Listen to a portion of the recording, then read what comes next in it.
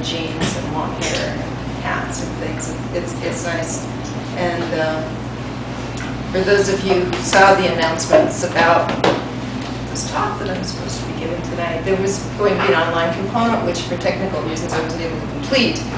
But that will have more information and more photos and specifics. And while this exhibit is still up, which I think will be for a month, I expect I'll be able to bring some cards in here with the URL where it can be accessed. So before I do the reading, I'm going to give a little tour of the photographs so that there's some meaningfulness as to why they're here. So I'll start with the region where Salzinger lived. These are all photos of that, and you can see it's very, very flat and very wet. The sun hardly came out while I was there, but it had this kind of wonderful, stark beauty to it, and it's very much in the country. There's really nothing happening there. The bird exposition that I've translated has a lot of birds in it. Salzinger kind of thought of himself as a raptor. He really identified with raptors, the two hands of the sparrowhawk. So that picture is a couple of sparrowhawks. I get that in. And down here we have the people that I spoke with in that. Stefan Hühner is on the left there, and that's in his home. And to the right is Sibylle Kleppinghaus, a German poet who lives right on the Polish border, but was kind enough to stop and talk with me while she was in Berlin at the same time as I was. And she was the only woman that I was able to talk with who could give me her perspective on Salzinger. It was very interesting. She felt that he really had trouble coming to terms with his feelings. Was the strongest thing that she had to say about him. And then she said, read more.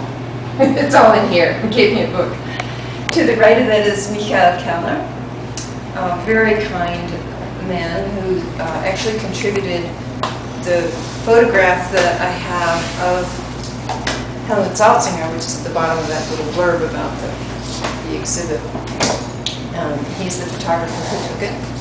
And then over to the right, we have Peter Engstler at the top in the very old, semi-derelict building across the street in the tiny village that he lived in, which he owned and had formerly had as a bookstore, and where the archive of Salzinger's work is held.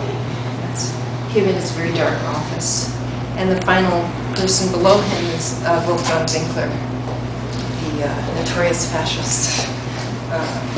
I visited with. So I've tried to give a little bit of context. Over here we have at the top a picture of Het Farm as it was when he and Mo lived there and people come to visit. In the middle is his wife Mo, and at the bottom is Salzinger himself, the last picture taken of him shortly before he died.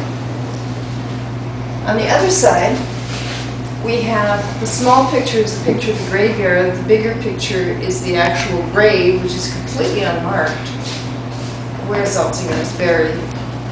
And there's a little story about that. And then the bottom picture is, again, the building where the archive is housed, which is unheated when I was there. I wanted to stay and just read and read and read, but it was far too cold. It was impossible to spend more than 20 minutes in March in Germany without heat. So there was a grave marker. There was a stone engraved with his name and dates, and a little quote. And at some point, someone who ran the cemetery asked the sexton who took care of it that he said, we need a stone for something, and the guy took the stone for who knows what.